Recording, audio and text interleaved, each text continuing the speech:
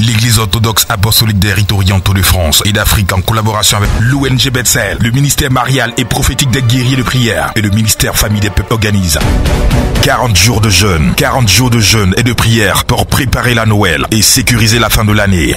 Du 14 au 24 décembre 2019, thème jeûne et prière de la nativité pour accoucher de votre miracle à Libertatis Arena à Angers-Gest aussi. Jeûne tous les jours du 14 au 24 décembre, prière tous les dimanches, veillée de prière le 24 décembre. Notez bien, quart de transport au tarif de 500 et 1000 francs CFA. Départ des communes à partir de 13h les dimanches. Prédicateur, Abba, Achiapakomari et le collège de Wiseman. Infoline 01 31 51 06, entrée gratuite. La montagne de prière. Le lieu de déblocage de tous les cas qui tardent au pied de la Vierge du combat spirituel. L'ONG Bethel International, le ministère famille des peuples et le ministère marial et prophétique des guerriers de prière organisent la montagne de prière.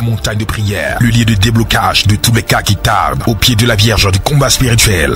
Le samedi 30 novembre 2019, de 6h à 17h, à Achalinde à Brofodomé.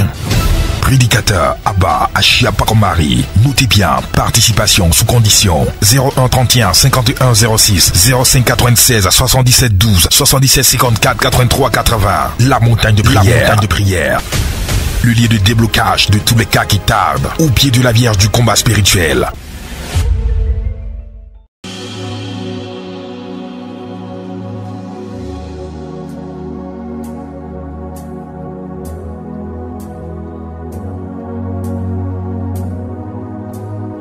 Dieu a pourvu l'Église d'instruments d'alliance extrêmement puissants, des sacramentaux et autres moyens prophétiques pour établir en force sa domination sur la terre.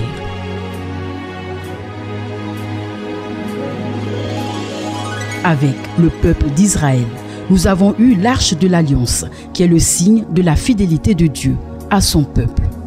Outre l'arche de l'Alliance, Dieu a mis à la disposition de son peuple d'autres éléments qui traversent le temps et qui n'ont rien perdu de leur puissance. Ce sont l'eau bénite, l'huile d'onction, l'encens, le sel, les bougies et autres moyens prophétiques. Aujourd'hui encore, Dieu met à la disposition ses sacramentaux. C'est pourquoi il a suscité son serviteur, Abba Achiapakomari, pour qu'au travers de ces instruments, au travers de ces supports de foi, il puisse nous apporter la guérison de l'âme et du corps. L'huile d'onction était un revêtement pour mettre à part dans l'Ancien Testament. Elle servait à consacrer les prophètes, les objets sacrés, les sacrificateurs, les rois. Des textes bibliques nous dévoilent cette clé. Lévitique chapitre 8, le verset 12, il est écrit: puis il versa de l'huile d'onction sur la tête d'Aaron et l'oignit pour le consacrer. Psaume chapitre 92, le verset 10 renchérit: mais tu as élevé ma corne comme celle d'un bœuf sauvage. J'ai été oint avec de l'huile fraîche. Le Nouveau Testament aussi nous présente l'huile comme symbole du Saint-Esprit et support de délivrance et de guérison.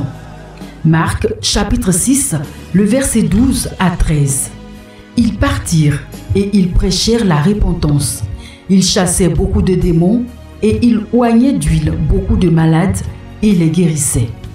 Dans Jacques chapitre 5, le verset 14 à 16, nous percevons la puissance qui environne l'huile d'onction. Quelqu'un parmi vous est-il malade? Ensuite, il doit appeler les anciens de l'Église et ils doivent prier pour lui, l'oignant d'huile au nom du Seigneur, et la prière faite avec foi restaurera celui qui est malade et le Seigneur le ressuscitera, et s'il a commis des péchés, ils lui seront pardonnés. Le sel. Le sel.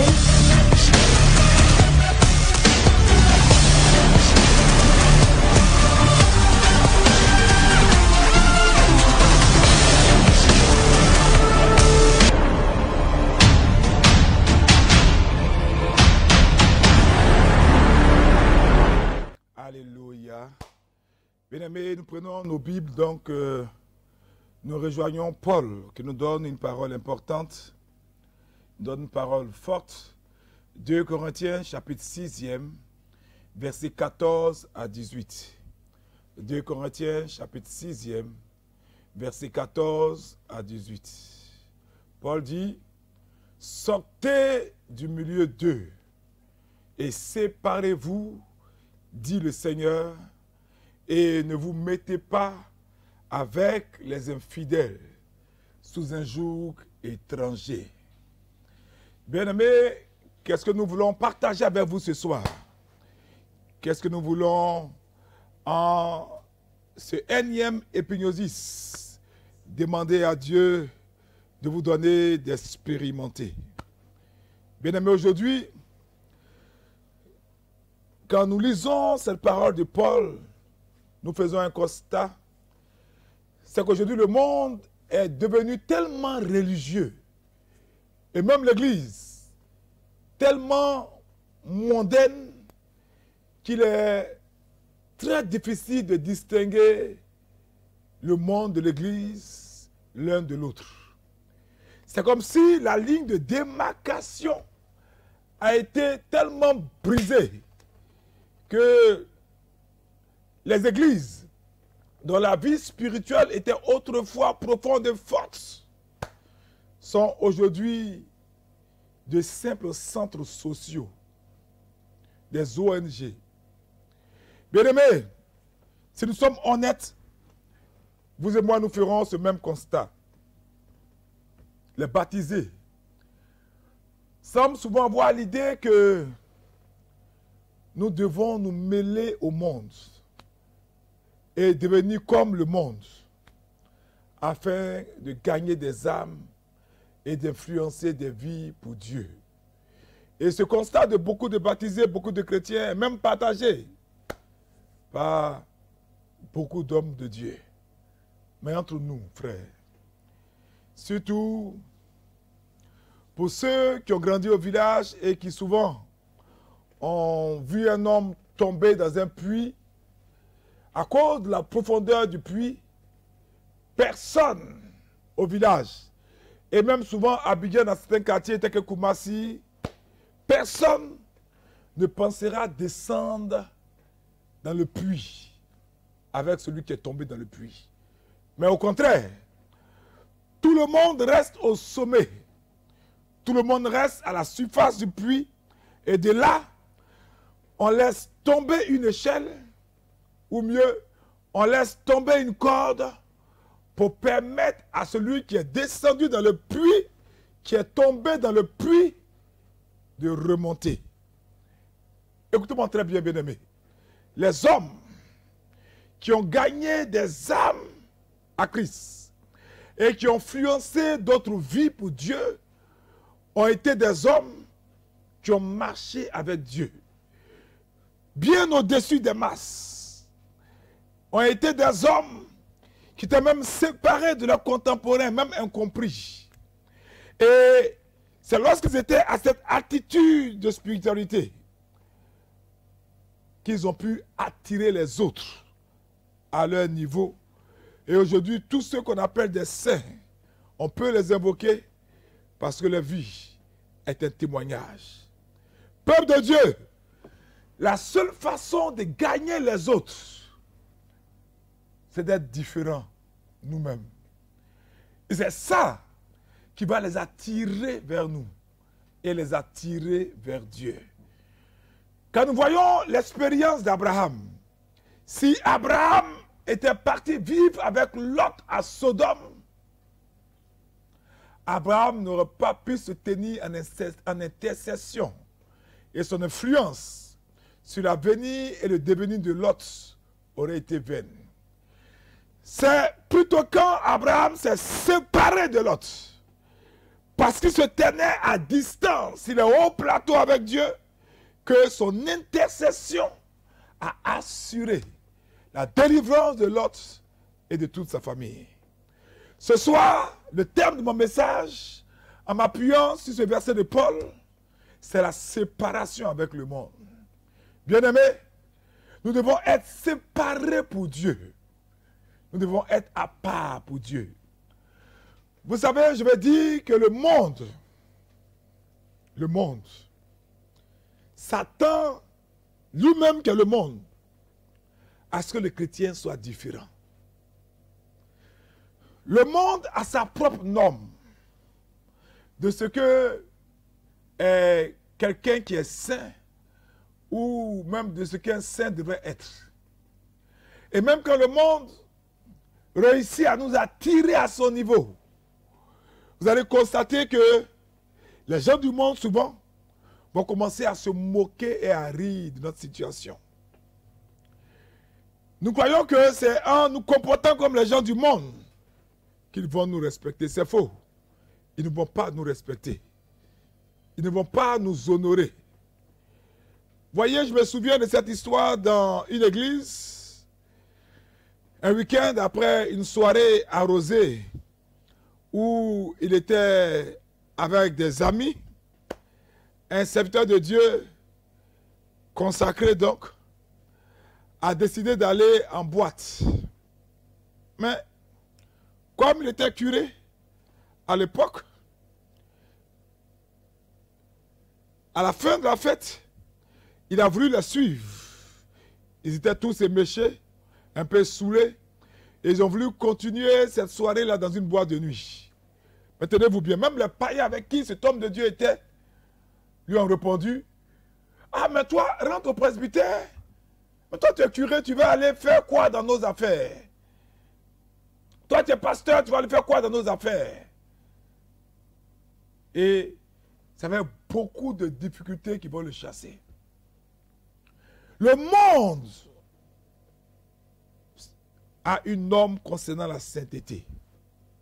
Le monde nous regarde et le monde attend que nous manifestions ce que nous confessons. Je me souviens de cette jeune fille chrétienne qui ne voyait aucun mal à aller en boîte de nuit parce qu'elle avait reçu un enseignement rétrograde.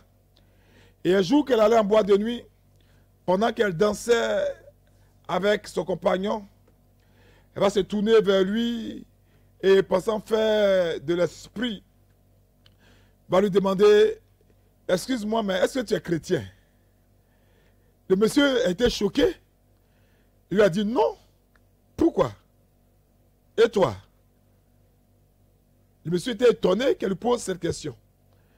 Et alors, elle, désabusée un peu, balbutiée, va lui dire, « Oui, moi je suis chrétienne. » Alors le monsieur va la regarder droit dans les yeux, va lui dire, « Mais si tu es chrétienne. » Et il va dire ces paroles, « Pour l'amour de Dieu, qu'est-ce que tu fais ici? » Voyez comment le monde même, c'est nous dit, c'est donc croire qu'en buvant avec eux, en cherchant les femmes avec eux, en allant dans les boîtes de nuit avec eux, ça nous rapprochait de, mais au contraire, ils nous jugent, oh, on a vu Abba Chapakomari dans une boîte de nuit, on a vu Abba Chapakomari, oh, dans un bar.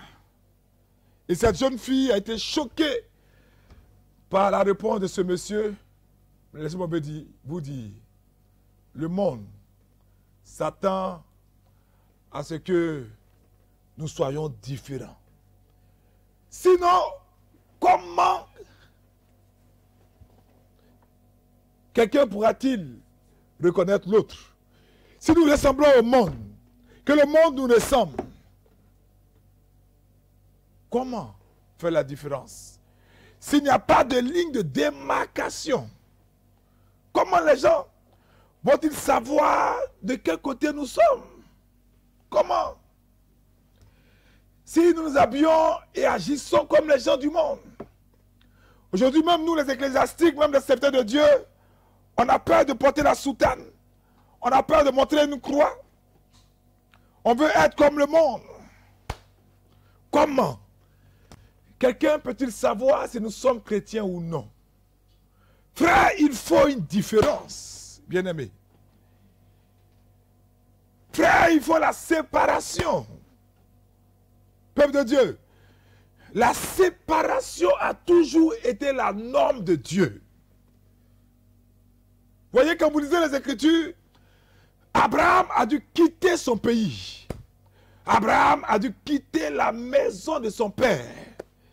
Et c'est quand il s'est séparé qu'il est allé où il ne connaissait pas. Alléluia. Et encore l'expérience de Moïse.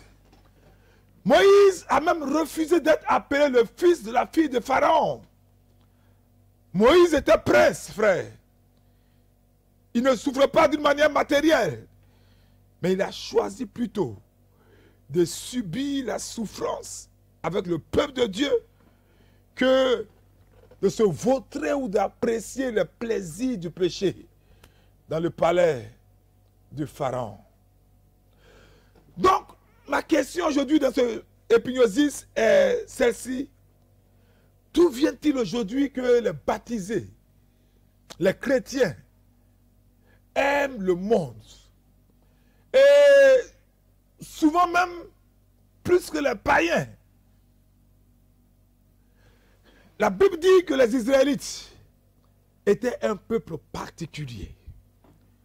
Un peuple à part, entièrement séparé des nations qui les entouraient. Mais pourquoi Dieu a demandé ça? C'est parce qu'il représentait Dieu. Alors, quand vous lisez même l'Ancien Testament, vous pouvez être choqué. Quand vous lisez le livre d'Esdras et de Néhémie, surtout Esdras chapitre 9 et 10 et Néhémie chapitre 13, vous allez voir que la règle de Dieu entre ses enfants et les autres a été de tout temps et en tout temps la séparation. Au temps de Néhémie et d'Esdras, la règle de la séparation avait été brisée par le peuple d'Israël en contractant des mariages mixtes. Et Dieu n'a manifesté aucune clémence par rapport à ça. Les femmes païennes devaient être rejetées. Bien-aimé, la séparation est toujours l'appel de Dieu. Pas dire sortez du milieu d'eux. Sortez du milieu d'eux. Sortons du milieu d'eux. Séparez-vous, dit le Seigneur. Et ne vous mettez pas avec les infidèles sous un joug étranger. 2 Corinthiens chapitre 6, verset 14 à 18, qui est notre texte de base de ce soir. Bien-aimés, souvenez-nous, qu'en tant qu'enfants de Dieu, nous avons un caractère. Ce soir, souvenons-nous de notre caractère divin. Parce que selon la parole de Dieu, vous et moi, nous sommes des pèlerins et des étrangers sur cette terre. Bibliquement parlant, théologiquement parlant, spirituellement parlant, nous sommes des voyageurs. Nous sommes des gens célestes. Nous sommes dans un pays étranger qui n'est pas le nôtre, qui n'est pas notre pays. C'est pourquoi Jean dit, si vous étiez du monde, le monde aimerait ce qui est à lui. Mais parce que vous n'êtes pas du monde, et que je vous ai choisi du milieu du monde, à cause de cela, le monde vous hait. C'est Jean qui met ses paroles sur la bouche du Seigneur. Jean chapitre 15, verset 19. Jean chapitre 15, verset 19. Bien-aimés, l'inimitié, j'ai envie de dire l'animosité et la haine sont normalement l'attitude du monde envers tout vrai enfant de Dieu. C'est pourquoi ma question est celle-ci. Regarde ta vie. Regarde ta manière de vivre. Est-ce que le monde te hait? Est-ce que le monde te fait des reproches? Non pas à cause d'un compte témoignage, non, mais à cause de ce que tu veux vivre chrétiennement. Parce que, bien aimé, si vous n'appartenez pas au monde, et si vous dites clairement que vous êtes un pèlerin et un étranger, si vous dites clairement que vous êtes chrétien véritable, et que vous affirmez votre foi, et que votre témoignage parle pour vous, vous allez découvrir très vite que les gens autour de vous vont commencer à vous détester. Vous voyez donc que cela dépend de l'attitude que vous prenez à l'égard du monde. Cela dépend de votre comportement que vous avez à l'égard des païens. Maintenant, bien aimé, l'évidence que toi et moi, nous sommes séparés du monde, habite premièrement dans l'attitude de notre cœur. Et c'est par la suite que les actions suivent. C'est pourquoi Jean va dire, l'apôtre Jean va dire, n'aimez point le monde, ni les choses qui sont dans le monde. Si quelqu'un aime le monde, l'amour du Père n'est point en lui. 1 Jean chapitre 2 verset 15. Pendant que ces versets s'affichent sur vos écrans, méditez-les, frères. N'aimez point le monde. Celui qui aime le monde, l'amour du Père n'est point en lui. Donc tu n'es pas obligé de faire comme tes camarades. Ce n'est pas parce que tes camarades ont des petits amis. Ce n'est pas parce que tes camarades se masturbent ou touchent aux herbes, se droguent, en faisant croire qu'ils sont évolués, ils sont à la mode, que tu vas les copier. Tu n'es pas obligé de faire comme ton voisin, en ayant une maîtresse. Quelqu'un m'a dit que dans son cercle d'amis, les gens se moquent de lui parce qu'il dit qu'il n'a jamais trompé sa femme. Tu n'es pas obligé de prendre part aux choses du monde. Une jeune fille était la risée de ses camarades quand elle a annoncé qu'elle était vierge. Quand elle a dit qu'elle n'avait jamais couché avec un homme. Toute la soirée a consisté à rire d'elle. Alors la vraie question est celle-ci. Toi qui me suis, qui m'écoutes, arrête de te cacher derrière mon pasteur a dit, mon berger a dit, le prêtre a dit, le curé a dit, que non, je peux avoir un gars, que non, quand même, je suis une femme, à mon âge, à cause du fibrome, pour que j'ai un enfant. La vraie question est celle-ci. Est-ce que toi-même, tu as rencontré Christ? Est-ce que toi-même, tu veux être différent? Est-ce que toi-même, tu désires être différent? Si le monde te séduit, si ce sont les choses du monde qui te plaisent, si c'est le langage du monde qui te plaît, alors il n'y a pas du tout de séparation dans ton cœur.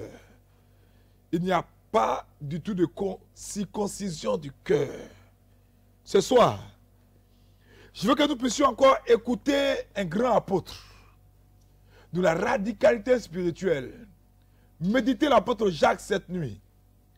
Jacques dit, adultère que vous êtes. Adultère que vous êtes. Soulignez adultère. Adultère que vous êtes. Ne savez-vous pas que l'amour du monde est inimitié contre Dieu? Celui donc qui veut être ami du monde sera ennemi de Dieu. Je répète encore. Celui donc qui veut être ami du monde sera ennemi de Dieu. Jacques chapitre 4, verset 4. Jacques chapitre 4, verset 4. Donc, bien aimé, c'est un langage très clair de l'évangile. Et je m'adressais à ces chrétiens dits modernes. Non, il faut quand même ne pas être trop carré. On peut être allé en boîte de nuit. On peut avoir un gars. On peut avoir une petite amie.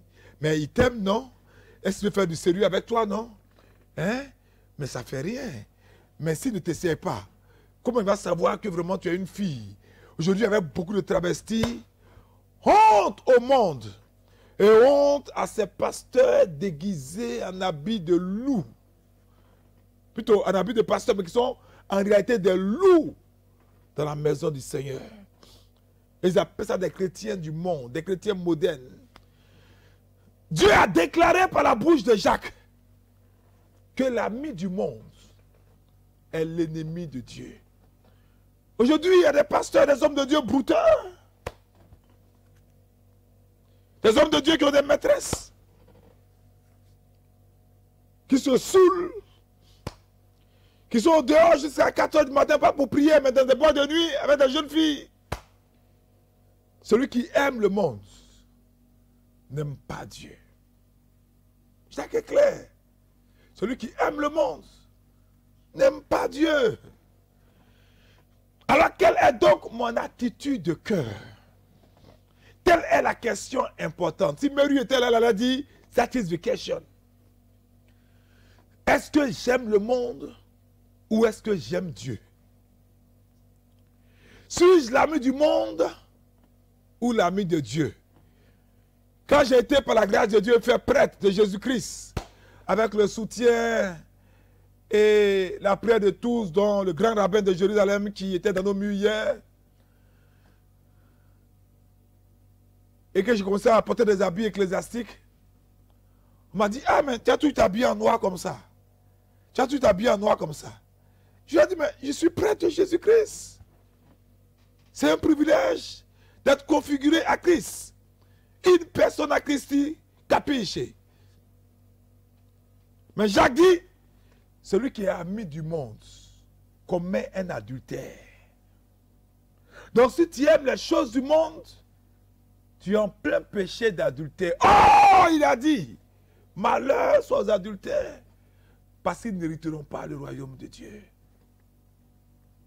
Quelle est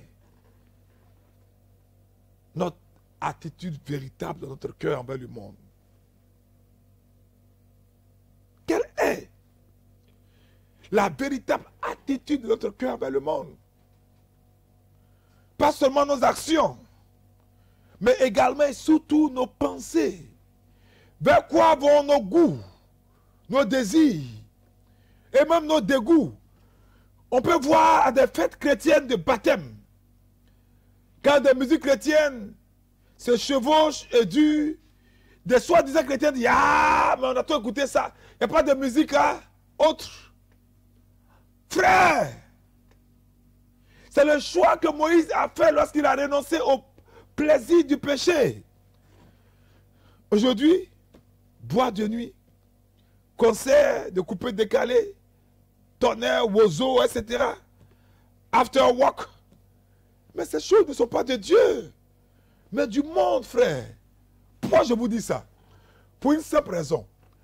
Si vous regardez bien et que vous analysez bien, ces choses ont été créées non pas par des chefs spirituels. Ces choses n'ont pas été mises en place, instituées par des hommes saints, pas par des prêtres, pas par des pasteurs. Mais ces choses ont été instituées, sont sorties de l'imagination des hommes du monde. De sorte que l'esprit du monde imprègne de tels plaisirs. Dites-moi, si lorsque vous partez à ces rassemblements-là, la prière, la prédication de la parole et les témoignages des bienfaits de Dieu sont dans leur programme, pendant leur rencontre, jamais de la vie. Jamais. Bien sûr que non, frère. Bien sûr que non. Les gens qui assistent à de tels rassemblements, les gens qui vont à de tels concerts, les gens qui vont à de tels lieux de prière, ces gens-là ne viennent pas à nos réunions de prière.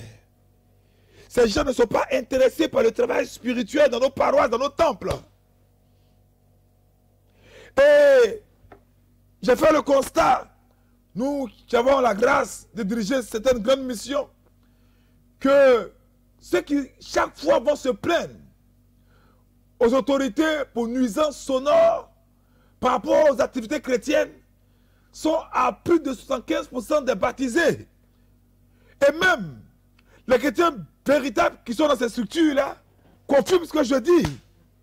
Pourtant, remarquez bien, un maquis, un lieu de jeu, une boîte de nuit, va s'installer aux environs de leurs habitations, va même faire plus de bruit, personne ne se plaindra. Bien sûr, par hypocrisie, ils vont faire exprès de se plaindre, mais en réalité, ils ne vont pas trop insister Mais dès qu'une mission chrétienne va s'installer, vous allez voir que ils vont être d'une virulence pas possible. Et souvent, ce sont les chrétiens. Frères, sœurs, vous qui suivez ce numéro d'Epignosis, nous avons commencé les 40 jours de jeûne de la nativité. Et c'est pourquoi l'Esprit de Dieu a mis à mon cœur de vous prêcher ce thème. Le temps est arrivé où le vrai chrétien doit être prêt à obéir au commandement clair et catégorique du Seigneur. Sortez, sortez, sortez du milieu d'eux. Séparez-vous, séparez-vous. Mais je suis souvent outré. À presque tous les baptêmes chrétiens, on joue de la musique païenne, dont les thèmes, dont les paroles sont totalement aux antipodes, contraires à la plus petite morale chrétienne, aux enseignements chrétiens. Et souvent, comme je le disais, ceux qui réclament de telles chansons sont des baptisés.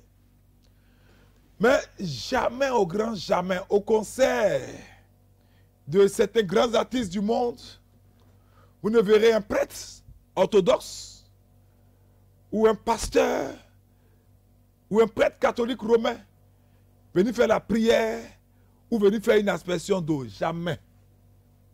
C'est pourquoi ce soir, Paul veut insister. Paul veut nous dire des choses importantes. Il dit, ne vous mettez pas avec les infidèles sous un joug étranger. Ne vous mettez pas avec les infidèles sous un joug étranger. Frères, faisons attention. Aucune parole ne peut être plus claire que ce commandement. Aucune parole ne peut être plus précise que l'évangile de Paul. Dieu n'honorera jamais le joug étranger. Jamais de la vie. Jamais, frère. Jamais. Séparons-nous, bien-aimés. Séparons-nous. Et ce soir, pour être plus concret, quand je parle de nous séparer, premièrement, il nous faut nous séparer dans les affaires. Hier, pour ceux qui étaient au centre d'excellence d'Angré, nous avons eu la grâce d'avoir la visite de passage à Abidjan d'un des personnages les plus influents de Jérusalem, le grand rabbin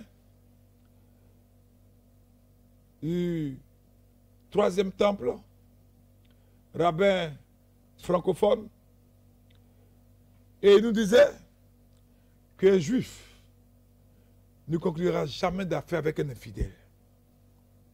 Parce que, bien aimé, le chrétien qui conclut un partenariat avec un incroyant, ou même avec un soi-disant chrétien, mais qui en fait du monde, ce chrétien-là, court un grand risque, un risque dangereux. Même s'il prie, il n'a aucune promesse d'être béni par Dieu. Et c'est pourquoi, vous voyez, beaucoup d'entreprises de chrétiens échouent. Parce qu'ils ont désobéi à la parole de Dieu. Et alors eux-mêmes, ils ont appelé la poisse et le désastre dans leurs activités. Mais comment Dieu peut-il bénir ce que lui-même, sa parole, a condamné? Il dit, par la bouche de Paul, je vous répète ce verset, qui est notre verset qui chapeaute notre prière de ce soir. 2 Corinthiens chapitre 6, versets 6, 14 à 18. Sortez du milieu d'eux et séparez-vous, dit le Seigneur. Ne vous mettez pas avec les infidèles sous un joug étranger. Mais comment Dieu peut-il bénir ce qu'il a condamné? Et c'est pourquoi, hier soir, le rabbin Jean-Marc Haïm Rosenfeld, qui est venu nous visiter, a fait cette allusion lors de son passage. Et je le répète, aucun juif ne fera des affaires avec un infidèle, sauf si il a la majorité et qu'il est sûr que certaines règles sont prises en compte par cet homme qui ne baisse pas sa foi. Deuxième chose dont nous devons nous séparer avec le monde, nous devons nous séparer des loges. Écoutez-moi très bien. Une loge peut être assez bonne pour l'homme du monde. Mais pour l'enfant de Dieu, pour le Fils de la Vierge Marie, l'église de Jésus-Christ devait suffire. Devait suffire.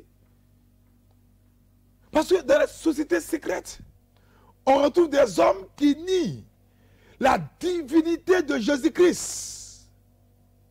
Même le nom du Seigneur Jésus n'est pas permis, pas peur d'offenser dans ces clubs.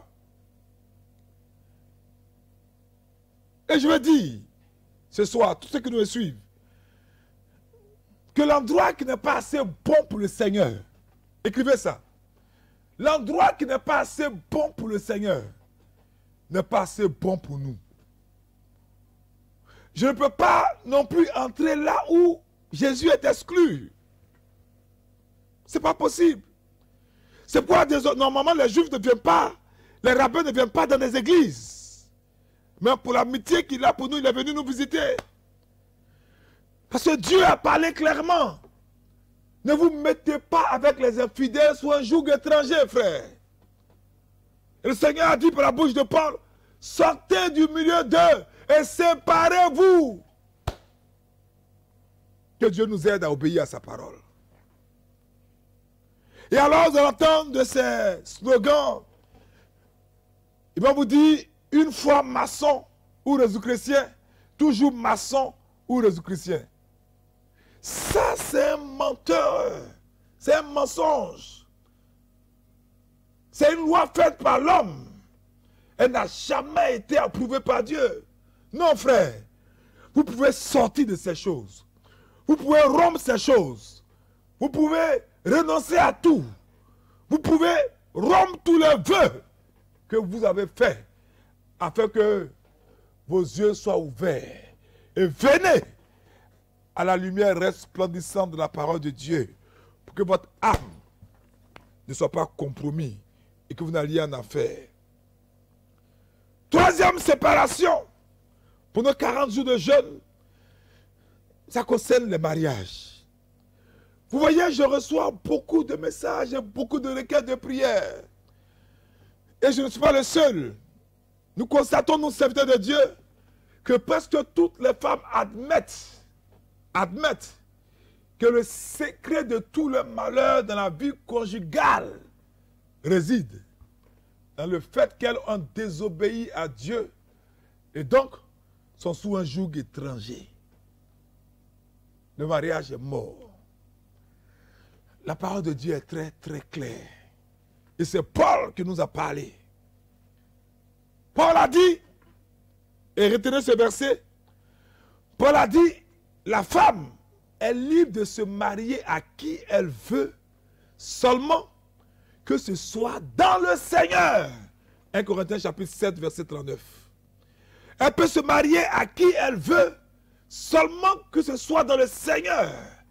1 Corinthiens 7, verset 39. Seulement que ce soit dans le Seigneur.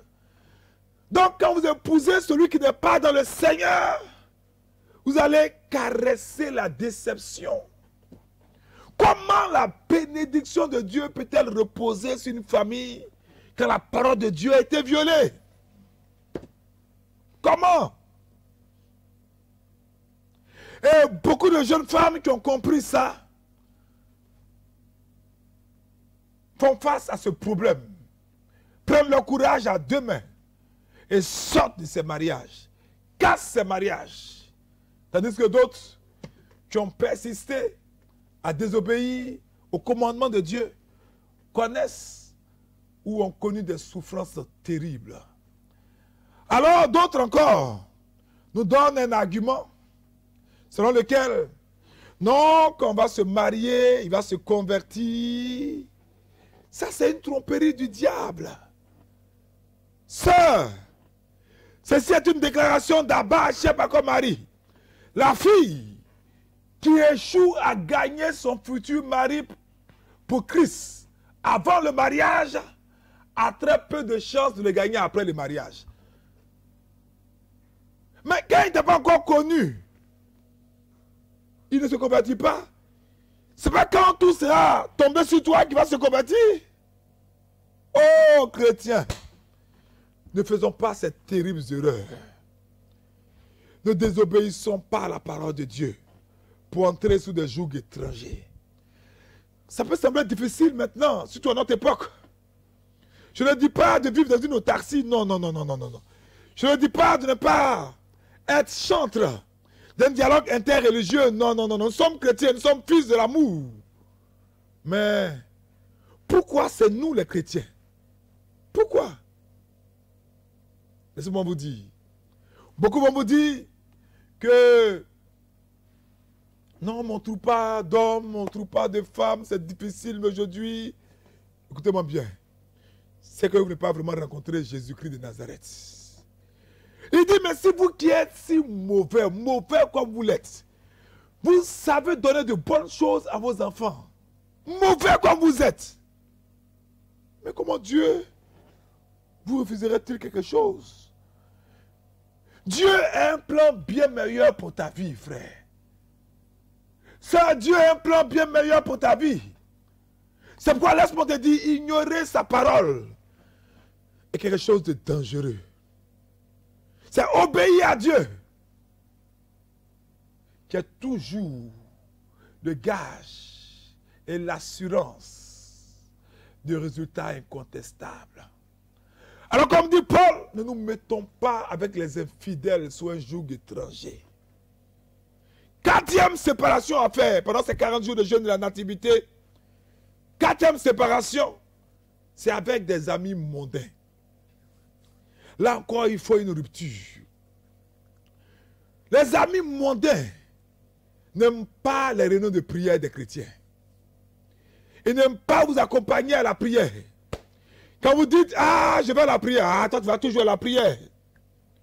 Donc l'enfant de Dieu ne peut pas prendre plaisir à des activités avec ces personnes.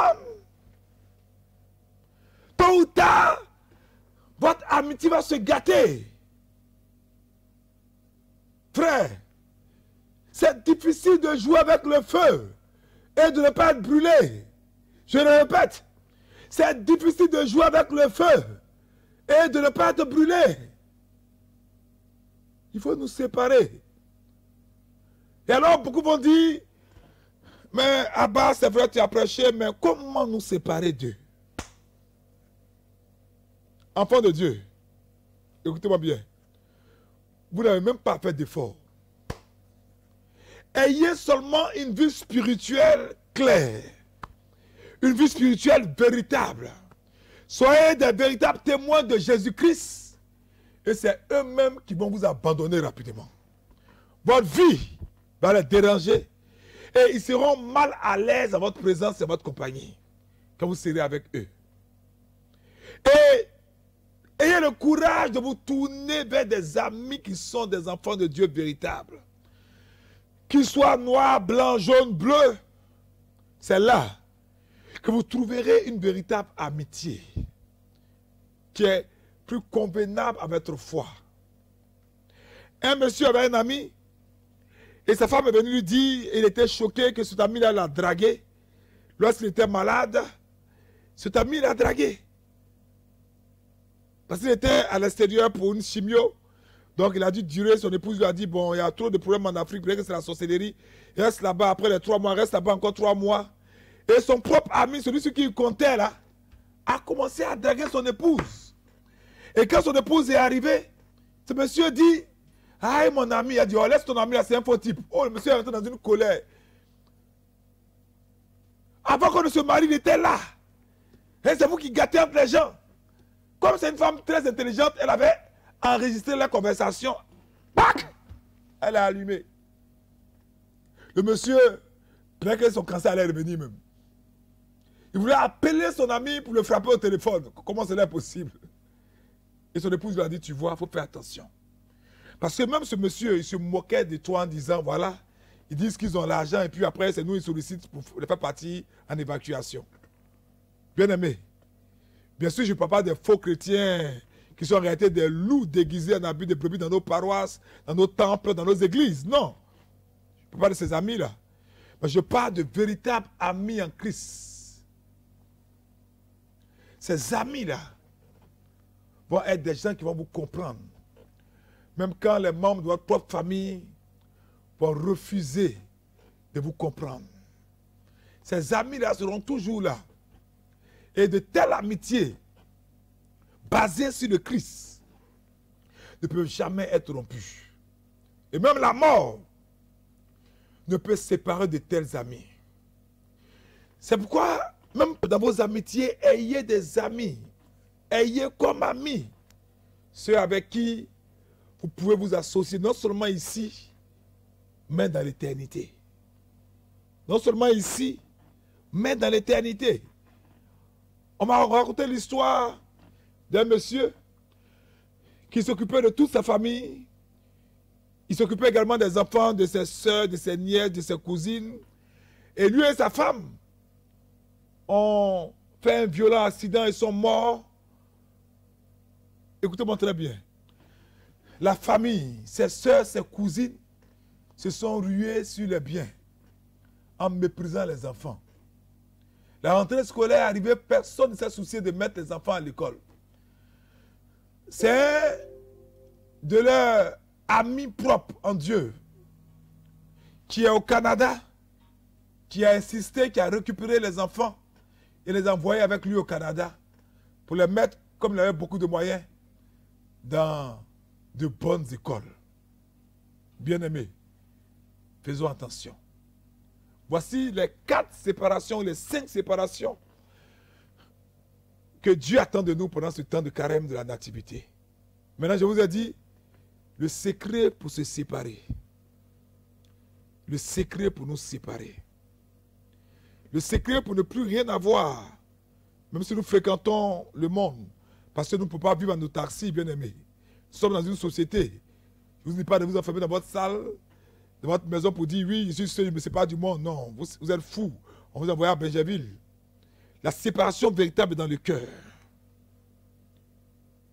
La séparation véritable dans le cœur. Et le secret pour se séparer. C'est un peu comme, je vais vous faire rire, mais c'est un peu comme quand tu as aimé une fille. Tu es au village et vous êtes à l'école primaire, vous êtes tous tordus dans vos pagnes bizarres. Et cette jeune fille-là te semble une fille canon. Et tu l'aimes de tout ton cœur. Et après, tu viens à Abidjan, chez ton oncle pour fréquenter. Et là, tu rencontres la fille du ministre d'à côté, très très belle. Et là, tu tombes éperdument amoureux. Voyez, le premier amour ne t'attire plus. C'est comme ça que nous avons rencontré vraiment Christ. Si vraiment la nouvelle naissance est véritable, nous ne pouvons pas être attirés par nos vomissures. Nous ne pouvons pas être attirés par les choses du monde, non. Moi, je n'oublierai jamais le jour où j'ai été converti véritablement. J'étais baptisé, mais non pas converti véritablement. Je n'avais pas fait l'expérience de la nouvelle naissance. C'est lors d'une retraite de la communauté mère du Amour à Benjerville, ma communauté d'origine, quand j'étais catholique romain. Et ce jour-là, le soir, quand je suis rentré à la maison, j'ai vu comme un cœur ouvert et je suis tombé sur mes genoux en sanglots. C'est comme si on brisait quelque chose en moi, comme si on retournait mon cœur. Comment vous expliquer ce sentiment, cette impression? Et personne ne pouvait me consoler. J'ai pleuré toute la nuit parce que j'ai vu le cœur sacré de Jésus.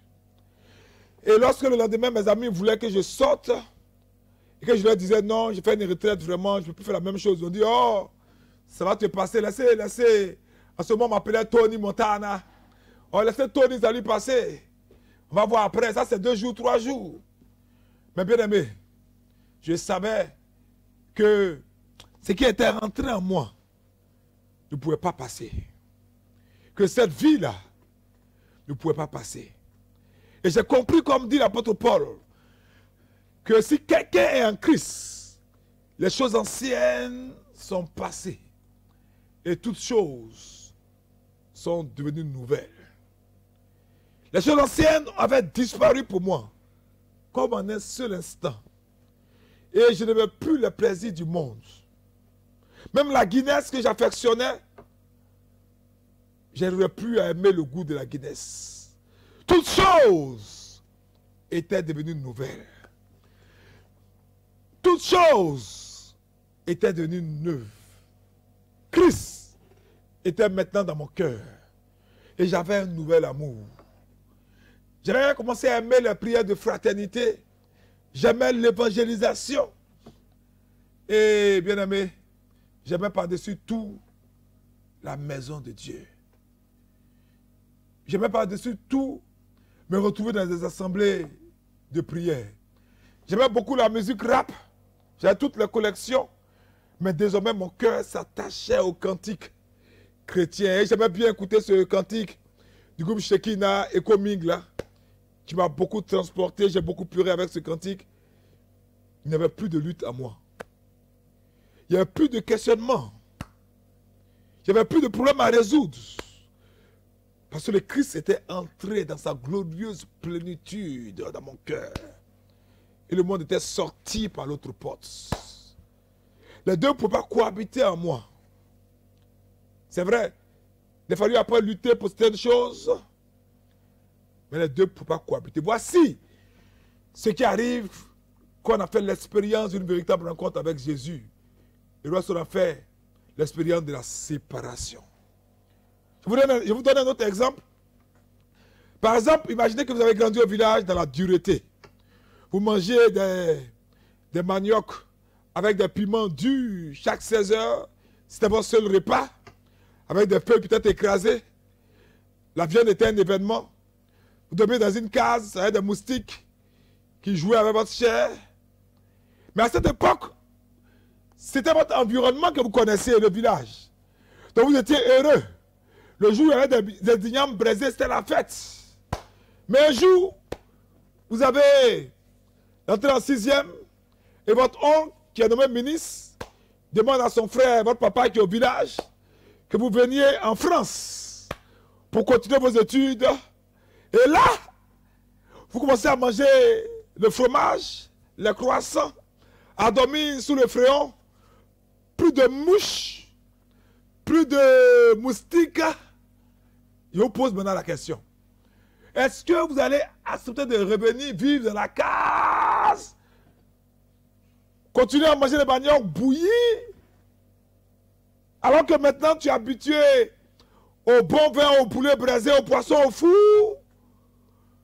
Mais pourquoi, si vraiment nous avons rencontré Christ, acceptons-nous de retourner à nos vomissures? Mais demain, quand vous voyez un serviteur de Dieu, un enfant de Dieu soi-disant, qui vit une vie bizarre, c'est qu'en réalité, il ne l'a jamais rencontré. Parce que quand tu l'as rencontré, tu sais que tu l'as rencontré. Tu as trouvé quelque chose de mieux. Et tu ne peux plus revenir au manioc bouilli ou braisé.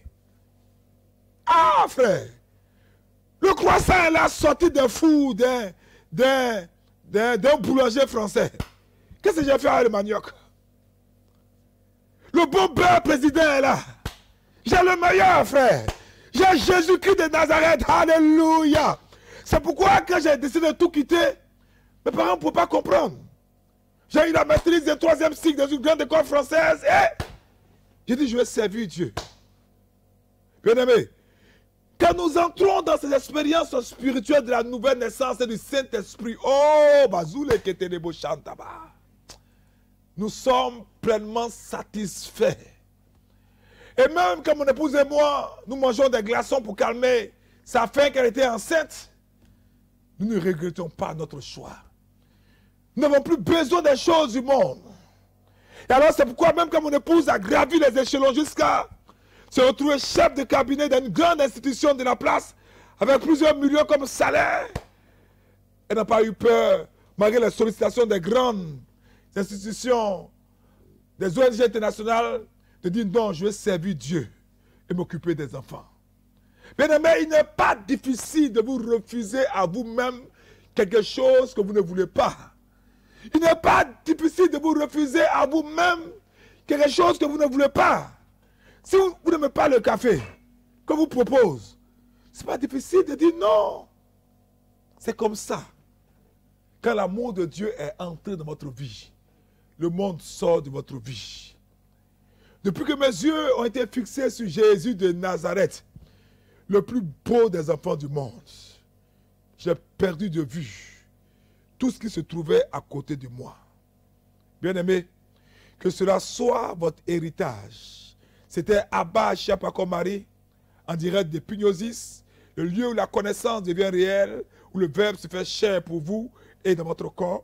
Je vous bénis et vous absous pour tous ceux qui ont péché par le pouvoir de mon ordination, au nom du Père et du Fils et du Saint-Esprit. Amen. L'Église orthodoxe apostolique des rites orientaux de France et d'Afrique, en collaboration avec l'ONG Bethel, le ministère marial et prophétique des guerriers de prière et le ministère famille des peuples organise 40 jours de jeûne, 40 jours de jeûne et de prière pour préparer la Noël et sécuriser la fin de l'année.